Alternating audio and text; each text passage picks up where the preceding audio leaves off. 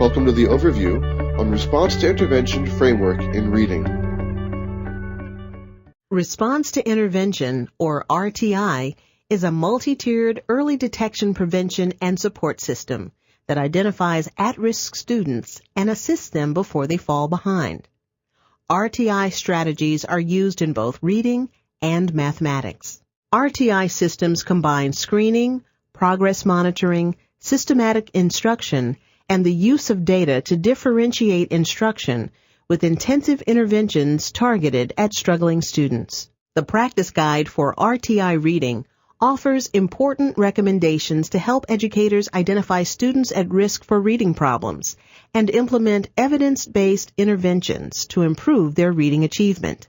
3 RtI reading practices have been identified that support the development of foundational skills in the primary grades and help all students become proficient readers.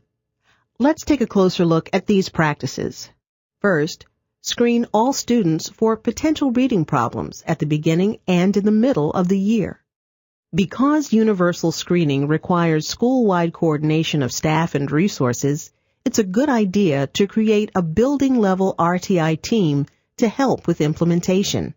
Select a set of screening measures with reasonable degrees of accuracy that identify children at risk for poor reading outcomes. Screening instruments should be efficient, reliable, and valid measures of appropriate reading skills at each grade level. Set benchmark scores to identify children at low, moderate, or high risk for developing reading difficulties. Although each district or school can develop its own screening benchmarks, it's useful to begin with guidelines from the screening instruments. Students whose screening scores indicate potential reading difficulties will need more intensive reading interventions in addition to the core instruction provided in the classroom, usually referred to as Tier 1. The second recommendation is to differentiate instruction for all students based on assessed reading progress.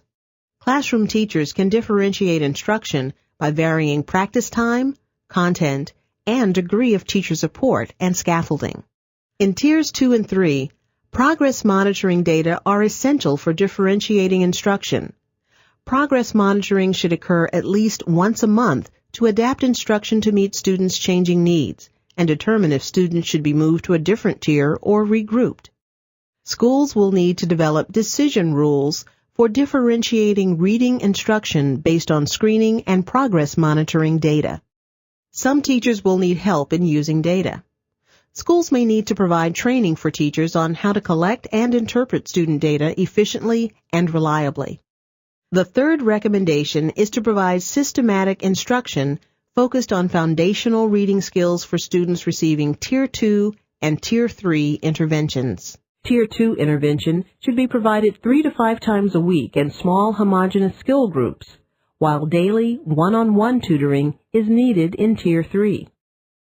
To intensify instruction, teachers can adjust the pacing of a lesson to provide greater skill focus and use a mix of instructional strategies and supports such as modeling, scaffolding, and think-alouds, and material supports such as graphic organizers. Instruction should address foundational reading skills appropriate at each grade level that includes phonemic awareness, phonics, vocabulary comprehension, and fluency.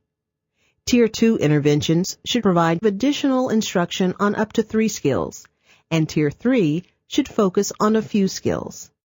Systematic instruction provides a high level of teacher-student interaction with opportunities for practice and feedback. Extensive practice and immediate corrective feedback are especially important in Tier 2 and Tier 3 interventions. In RtI, teachers need to ensure that students master a reading skill before moving on, gradually building up a solid grasp of skills.